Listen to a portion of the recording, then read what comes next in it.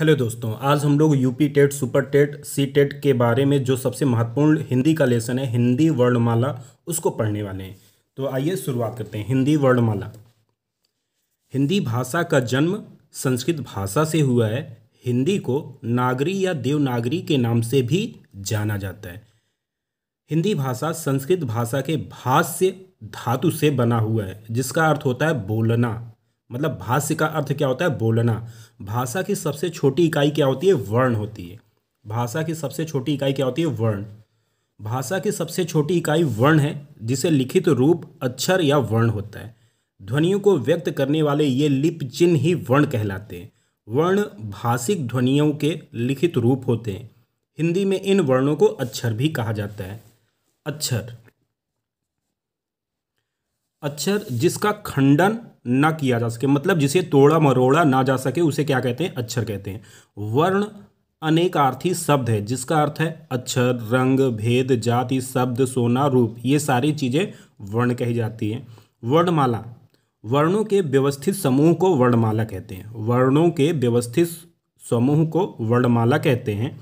हिंदी वर्णमाला में मूल स्वरों की संख्या 11 है। मतलब मूल स्वर कितने होते हैं? 11 होते हैं, और 2 अतिरिक्त अनुनासिक स्वर होते हैं, अंग, आह, तो उसको मिला के 13 हो जाते हैं। हिंदी वर्णमाला में मूल व्यंजनों की संख्या 33 है। अब थोड़ी सी इसकी तालिका देख लेते हैं। वर्ण तालिका। कुल वर्ण 52 है, जिसमें स्वर और व्यंजन है। स्वर 2 प्रकार के होते हैं, ह्रस्व स्वर और दीर्घ स्वर। ह्रस्व मतलब होता है छोटा, दीर्घ मतलब होता है बड़ा। तो इसमें आ, ई, उ, री, ये ह्रस्व स्वर है, और दीर्घ स्वर आ, ई, उ, ए, ओ, औ, ये 7 प्रकार के दीर्घ स्वर होते हैं। अब व्यंजन की बात करें तो व्यंजन आपके यहाँ पे 5 प्रकार के दिया गया है, जिसमें से 2 अलग है। यहाँ पे देखेंगे, सबसे पहला स्पर्श व्यंजन, का वर्ग से पा वर्ग तक, तथा 2 उच्छिप्त वर्ण। तो टोटल ये का से पा वर्ग तक 25 हो गया, और 2 उच्छिप्त मिला के 27 स्पर्श व्यंजन हो गए। अंतस्थ व्यंजन में क्या आ जाता है? या, रा, ला, वा, ये अंतस्थ व्यंजन हो जाते हैं। ऊष्म व्यंजन, ऊष्म व्यंजन में शा, शा, शा, हा, ये 4 प्रकार के होते हैं। मतलब तीनों सा और हा मिला के ऊष्म व्यंजन होता है। संयुक्त व्यंजन, संयुक्त व्यंजन ये 4 प्रकार के होते हैं। छा, त्रा, ज्ञा, स्रा, ये 4 प्रकार के होते हैं। आगत, आगत जो कि फारसी शब्द से बना है, जा और फा, ये जा और फा 2 प्रकार के होते हैं, आगत। नोट, इसमें देखते हैं नोट क्या है। हिंदी वर्णमाला में मूल व्यंजन 33 हैं। इसके अतिरिक्त 2 उच्छिप्त व्यंजन तथा उच्छिप्त व्यंजन को ही द्विगुण व्यंजन भी कहते हैं। आयोगवाह एवं 4 संयुक्त अक्षर व्यंजन है। इनमें 11 मूल स्वरों को मिला देने पर हिंदी वर्णमाला में कुल 52 वर्ण हो जाते हैं। ये नोट था, ठीक है।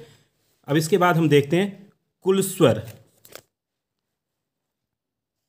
कुल स्वर आपको पता है कि टोटल होते हैं 11, ठीक है। तो यहाँ पे देखिए, मात्रा, मात्रा के अनुसार 3 प्रकार के होते हैं। ह्रस्व स्वर 4 हुए, जैसे आ, ई, उ, री। दीर्घ स्वर 7 होते हैं, आ, ई, उ, ए, ओ, औ, ये 7 हो गए। और प्लुप्त स्वर, जैसे हे राम, ओम, ये प्लुत है, मतलब जिसमें ज़्यादा समय लगता है, उसको हम प्लुत स्वर बोलते हैं। दूसरा है जीभ के प्रयोग के आधार पे। जीभ के प्रयोग के आधार पे हैं 3 प्रकार के। अग्रस्वर, ई, ए, ये 4 हो गए अग्रस्वर। और मध्य स्वर, जिसमें केवल छोटा आ आता है, इसे केंद्रीय स्वर भी कहा जाता है। और पश्च स्वर, पश्च स्वर जैसे बड़ा आ, उ, ओ, औ, आ, आगत स्वर भी इसे कहा जाता है। पश्च स्वर को क्या कहा जाता है? आगत स्वर भी कहा जाता है। इसके बाद है मुखाकृति। मुखाकृति मतलब मुंह खोलने के आधार पर 4 भेद होते हैं। पहला है विवृत, जिसको हम ओपन कहते हैं, जैसे आ, ए, औ, ये 3 प्रकार के हो गए विवृत, ओपन, इसको बोलने में मुंह पूरा खुल जाता है। अर्ध विवृत मतलब हाफ ओपन, जैसे ए, आ, ओ, आ, तो ये 4 प्रकार के होते हैं, इसमें केवल आधा मुंह खुलता है। संवृत, संवृत मतलब क्लोज होता है, इसको बोलने में मुंह आपको खोलने की ज़रूरत बहुत कम या ना के बराबर होती है, जैसे ई, ऊ, ये दो प्रकार के हो गए संवृत। और हाफ संवृत में हो गया ई, ऊ। ठीक है। अब अगला है होठों की स्थिति के आधार पे स्वर के भेद। तीन प्रकार के होते हैं, जैसे वृत्ताकार, जिसको हम वृत्तामुखी भी कहते हैं, उ, ऊ, ओ, औ, आ, ये पांच प्रकार के हो गए। अवृत्ताकार, अवृतमुखी, ई, ए, ये चार प्रकार के हो गए। उदासीन, अ, ये दो प्रकार के हो गए। नोट यहाँ पे दिया गया कि जो आ के ऊपर चंद्र है, इसको अंग्रेजी भाषा से हिंदी में लाया गया है। पांचवा है मुख व नाक से हवा निकलने के अनुसार दो प्रकार के होते हैं, जैसे निरानुनासिक मौखिक, जैसे आ, ई, ये मूल रूप से तीन प्रकार के होते हैं। और अनुनासिक, जिसमें चंद्रबिंदी लगी होती है, वो अनुनासिक कहे जाते हैं, जैसे ई, ये मूल रूप से तीन प्रकार के होते हैं। ठीक है।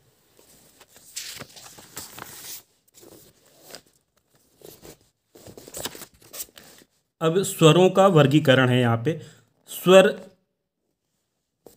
वर्ण कंठ से जो बोले जाते हैं, जैसे कंठ से बोलने वाले ह्रस्व स्वर हैं अ, दीर्घ स्वर है आ, निरानुसिक अ, और अनुनासिक है अंग आ। ठीक है। और तालव्य मतलब तालु से होता है, जिसको मुंह के भीतर की छत का पिछला भाग, मतलब अगर जीभ को हम पीछे मोड़े जितना और जहाँ पे वो टच करेगा वही भाग तालु का कहलाएगा। और इसमें जो ह्रस्व स्वर है वो ई है और ई बड़ी है, मतलब जो छोटे वाले हैं वो ह्रस्व मतलब लघु होता है और बड़ा मतलब दीर्घ होता है। और निरानुनासिक में ई आ जाएगा। मूर्धन्य में क्या होता है, मुंह के भीतर की छत का अगला भाग, जिसको हम क्या बोलते हैं, कंठ तालु या ओष्ठ कंठ। इसमें केवल री आएगा लघु में, और दीर्घ में आएगा ए, ओ, ये आएगा आपका किसमें, मूर्धन्य में। उसके बाद ओष्ठ में होंठ से बोला जाएगा, होंठ ओपन होगा, तो जैसे ह्रस्व स्वर में आ जाएगा ऊ, दीर्घ में आ जाएगा ऊ, ये आपका हो जाएगा इसमें। ठीक है। अब इसके बाद हिंदी वर्णमाला स्मरणीय पुनर्वलोकन, इसमें क्या कौन सी चीज़ें हमको याद रखनी है देखेंगे। वे ध्वनियाँ जिनके उच्चारण में वायु बिना किसी अवरोध के बाहर निकलती हैं, उन्हें क्या कहते हैं, उन्हें हम कहते हैं स्वर।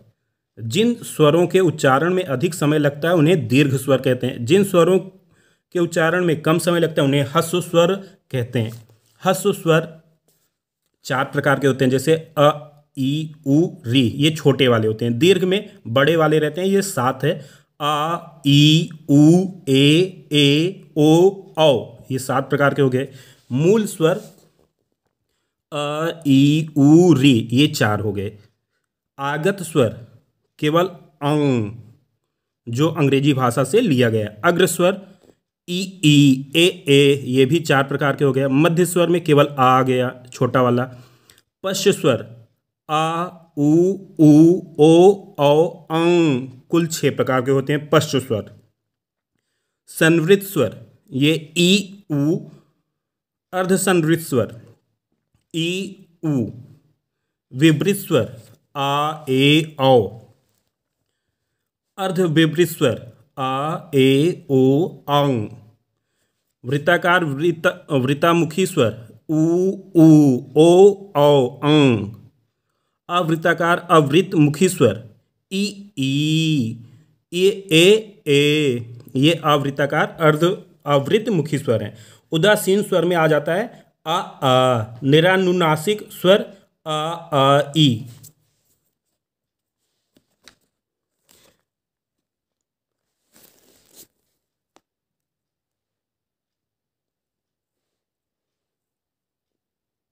अब इसके बाद हम पढ़ते हैं व्यंजन किसे कहते हैं। ठीक है। जो वर्ण स्वरों की सहायता से बोले जाते हैं उन्हें व्यंजन कहते हैं। परंपरागत रूप से व्यंजनों की संख्या 33 मानी जाती है, परंतु द्विगुण या उच्छिप्त व्यंजन जिसे अड़ा, उंगा के मिलाने से इनकी संख्या 35 हो जाती है। प्रयत्न के आधार पर व्यंजन के भेद 8 प्रकार के होते हैं। पहला है स्पर्श व्यंजन। इनकी संख्या 25 है, जिसमें का वर्ग से पा वर्ग तक आने वाली ध्वनियाँ हैं। संघर्षी व्यंजन, संघर्षी व्यंजन मतलब जिनको बोलने में मार्ग सकरा हो जाता है और वायु जो निकलती है वो घर्षण से निकलती है, जैसे ख, ग, ज, फ, श, स, श। इन सबको बोलने में क्या होता है, आवाज घर्षण से निकलती है, इसलिए इनको संघर्षी कहते हैं। अब नेक्स्ट आ जाता है आपका स्पर्श संघर्षी। स्पर्श संघर्षी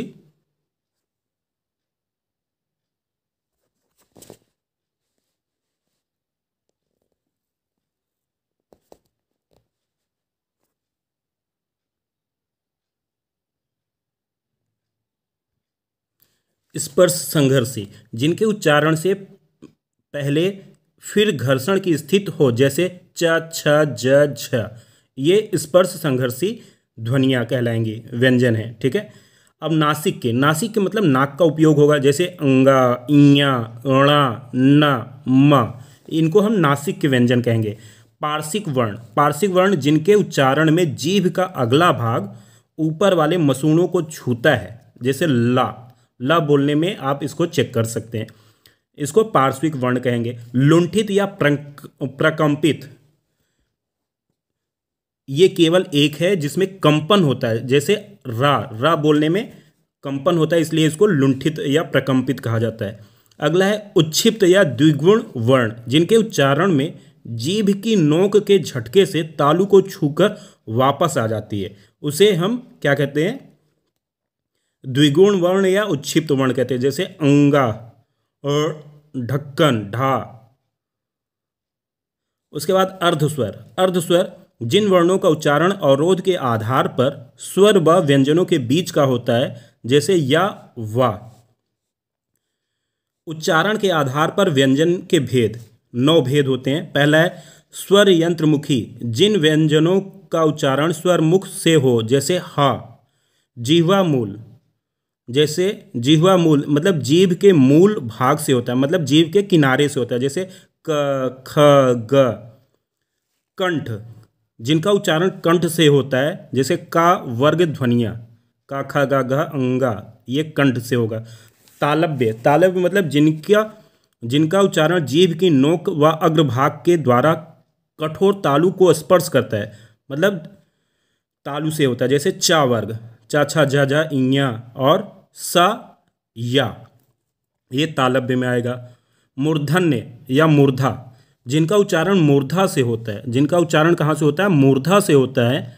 इस प्रक्रिया में जीभ का मूर्धा का स्पर्श करती है, जैसे टा वर्ग, टा, ठा, दा, डा, न, ये ध्वनियाँ, और शा, खटकोण वाला शा। दंत, जिन व्यंजनों का उच्चारण दांत की सहायता से होता है, जैसे ता वर्ग, ता, था, दा, धा, न, ये आ गया ता वर्ग ध्वनियाँ, सा आ गया इसमें। ओष्ठ, जिनका उच्चारण दोनों होठों के परस्पर स्पर्श से होता है, जैसे पा वर्ग ध्वनियाँ। दंतोष्ठ, दंतोष्ठ, जिनके उच्चारण में जीभ दांतों में लगती है तथा होंठ भी कुछ मुड़ते हैं, जैसे वा, फा। वतर्स्य, जिन ध्वनियों का उद्भव जीभ के द्वारा वतर्स्य या ऊपरी मसूड़े के स्पर्श हो, जैसे ना, रा, ला, इनको हम क्या कहते हैं, वतर्स्य व्यंजन कहते हैं।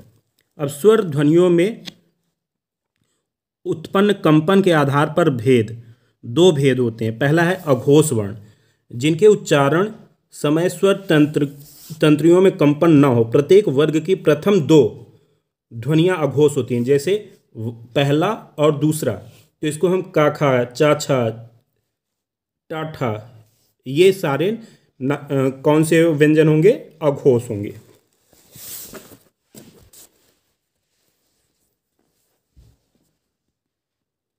अब घोष, अब घोष को पढ़ते हैं।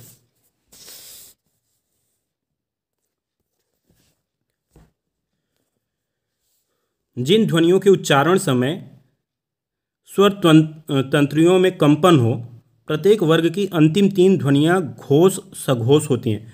प्रत्येक वर्ग का तीसरा, चौथा व पांचवा वर्ण क्या कहलाता है, घोष सघोष वर्ण कहलाता है। जैसे गा घा अंगा, ये आपका क्या कहलाएगा? घोष कहलाएगा। अब आते हैं श्वास की मात्रा के आधार पर भेद दो होते हैं, अल्प प्राण और महाप्राण। अल्प प्राण जिनमें वायु कम निकलती है, जैसे 1-3-5, 1-3-5, और महाप्राण। अल्प प्राण में क्या हो गया? 1-3-5 रहेगा।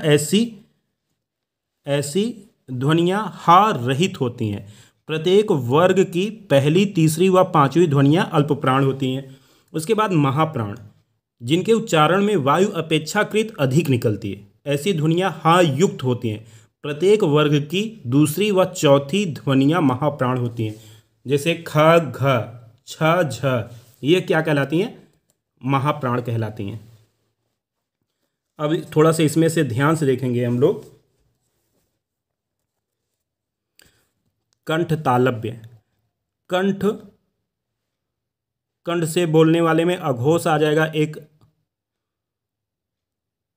उच्चारण स्थान इसका कंठ है, और अघोष का, ख, ग, घ। तो ये बहुत ही आसान है, उसी जो परिभाषा पहले बताया उसी के आधार पे है ये, ठीक है। तो अब हम नीचे थोड़ा सा देखते हैं। संयुक्त व्यंजन, ये 4 प्रकार के होते हैं, छ, त्र, स्र, ज्ञ। युग्मक व्यंजन, जब समान व्यंजन संयुक्त होते हैं तब वे व्यंजन द्वित कहे जाते हैं। जैसे पक्का, बच्चा, अड्डा, 70, 80, 90, इक्का, मतलब इसमें आधा शब्द भी होता है, ठीक है। इसीलिए इसे हम क्या कहते हैं? द्वित्व शब्द कहते हैं। और इसके पहले जो पढ़ा था संयुक्त व्यंजनों को व्यंजन गुच्छ भी कहते हैं, ये इससे भी आ सकता है, ठीक है। अब नोट है यहाँ पे, हिंदी में 2 महाप्राण व्यंजन कभी द्वित्व होकर नहीं आते। हिंदी में 2 महाप्राण व्यंजन कभी भी द्वित्व होकर नहीं आते। पहला व्यंजन हमेशा अल्प प्राण होगा, जैसे अच्छा, बुद्धू, मट्ठा, पत्थर, मक्खी आदि। मतलब पहला अक्षर कभी भी बड़ा नहीं होगा, दीर्घ नहीं होगा, ठीक है।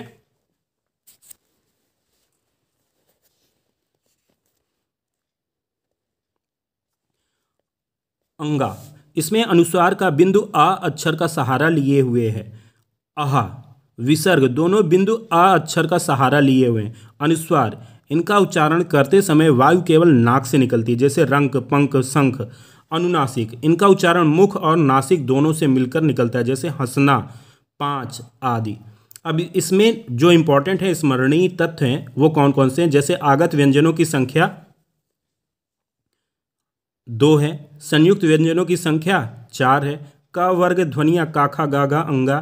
चा वर्ग चा, छा, जा, झा, इया। टा वर्ग टा, ठा, ढा, हड़ा, ना, जिसमें वो आ जाएगा ता वर्ग ता, था, धा, धा, ना। पा वर्ग पा, फा, बा, भा, मा। अंतस्य व्यंजन या, रा, ला, वा। अर्ध स्वर ध्वनियाँ या, वा। लुंठित व्यंजन केवल रा। पार्श्विक व्यंजन ला।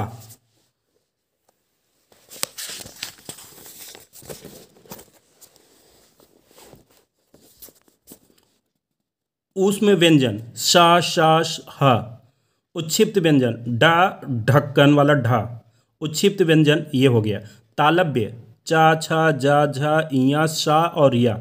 मूर्धन्य व्यंजन टा, ठा, डा, ढ, ड़ा, शा।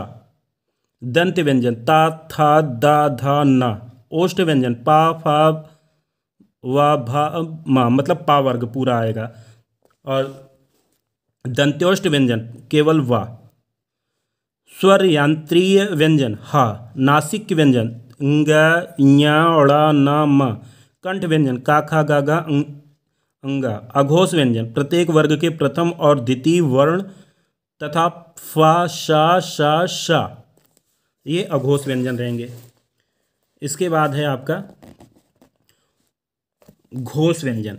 प्रत्येक वर्ग का तीसरा, चौथा, पांचवा वर्ण तथा अड़ा, ड, ज, या, ला, ल, व, ह सभी स्वर घोष हैं। अल्प प्राण व्यंजन प्रत्येक वर्ग में प्रथम, तृतीय, पंचम वर्ण तथा अंत्यस्थ वर्ण, ये सभी अल्प प्राण हैं। महाप्राण, प्रत्येक वर्ग का दूसरा तथा चौथा वर्ण एवं ऊष्म वर्ण, वो सभी क्या हैं, महाप्राण हैं। अयोगवाह, अनुस्वार और विसर्ग होते हैं।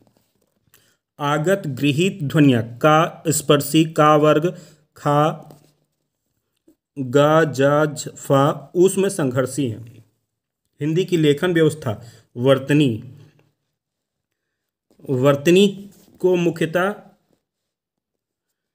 3 स्तरों पे समझा जा सकता है, वर्ण स्वर, शब्द स्तर, वाक्य स्तर। तो इस प्रकार से आज आपका वर्णमाला चैप्टर पूरा कंप्लीट हुआ।